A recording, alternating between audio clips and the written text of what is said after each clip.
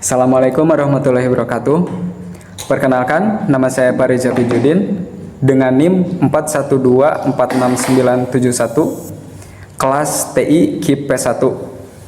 Di video ini saya akan menjelaskan tentang statistik uji. Oke, sekarang kita masuk ke pertanyaan yang pertama yang akan diselesaikan dengan statistik uji JET. Pertanyaannya, sebuah partai politik mengklaim bahwa rata-rata waktu yang dihabiskan seorang pemilih untuk membaca platform mereka adalah 10 menit. Untuk menguji klaim ini, sebuah survei dilakukan terhadap 1000 pemilih yang telah mengakses platform tersebut. Dari survei tersebut, ditemukan bahwa rata-rata waktu yang dihabiskan adalah 9,8 menit dengan simpangan baku populasi yang diketahui sebesar 1,5 menit. Apakah cukup beralasan untuk menolak klaim partai politik tersebut pada tingkat signifikasi 5%? Langsung ke jawabannya. Diketahui dari pertanyaan di atas, terdapat sigmanya yaitu simpangan baku sebesar 1,5 menit. Kemudian seluruh datanya yaitu N sama dengan 1000. Kemudian X barnya yaitu rata-rata dari survei sebesar 9,8 menit. Kemudian alfanya yaitu tingkat signifikasinya 5% atau 0,05, dan terakhir mu 0 sebanyak 10 menit, sebesar 10 menit. Tahapan yang pertama yaitu kita harus mengetahui hipotesisnya. H0 mu sama dengan 10. Karena yang ditanyakan untuk menolak klaim partai politik tersebut, berarti ada dua alasan atau dua yang ditanyakan antara positif dan negatif. Berarti H1-nya yaitu mu tidak boleh sama dengan 10. Nah, ini hipotesisnya ada dua pihak. Kemudian tahapan yang kedua yaitu statistik uji. Kita hitung dulu Z hitungnya dengan rumus X bar min mu 0 per sigma per akar N. Kita substitusikan ke dalam rumus tersebut. 9,8 kurangi 10 per 1,5 per akar 1000, maka dihasilkan sebesar min 4,2. Kemudian kita hitung juga Z tabelnya. Z karena ada dua pihak, berarti kita harus membagi dua X bar alfanya. Z alfa per 2 kita substitusikan, Z 0,02 per 2, hasilnya Z 0,025 sama dengan kurang lebih 1,96. Kita masukkan ke dalam grafiknya. Karena dua pihak berarti kita harus menulisnya kanan dan kiri. Titik grafiknya yaitu 1,9 dan minus 1,9. Karena hasil dari Z hitung min 4,22, berarti penempatannya ada di sebelah kiri, yaitu dalam arsiran. Kesimpulannya, karena Z hitung berada di daerah kritis atau yang diarsir, maka mu 0 ditolak dan H1 diterima. Sehingga dapat disimpulkan ada cukup bukti untuk menolak klaim partai politik bahwa rata-rata waktu yang dihabiskan pemilih untuk membaca platform mereka adalah 10 menit. Lanjut ke soalan yang kedua yang akan diselesaikan dengan statistik UJT.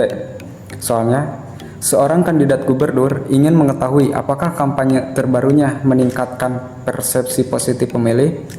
Sebelum kampanye, rata-rata skor persepsi positif pemilih diketahui sebesar 75 dengan skala 0 sampai 100.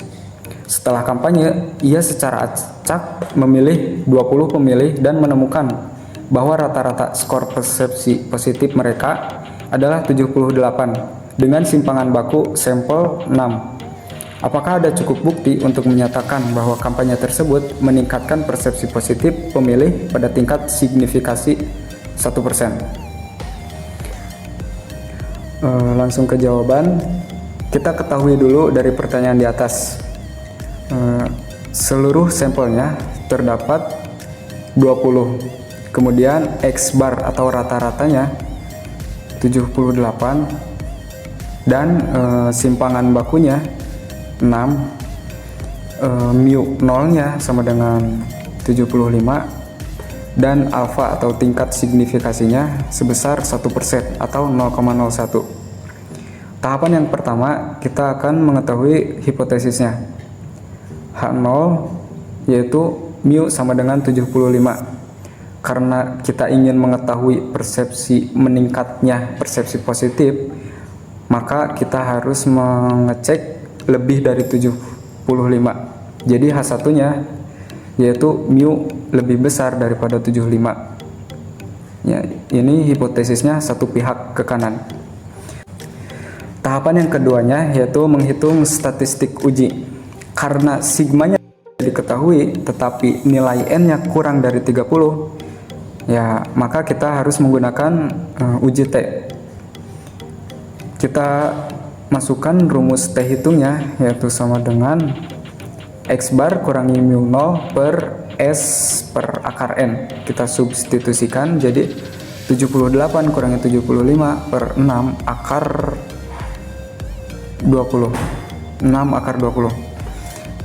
Dihasilkan 2,24. Kita hitung juga T tabelnya.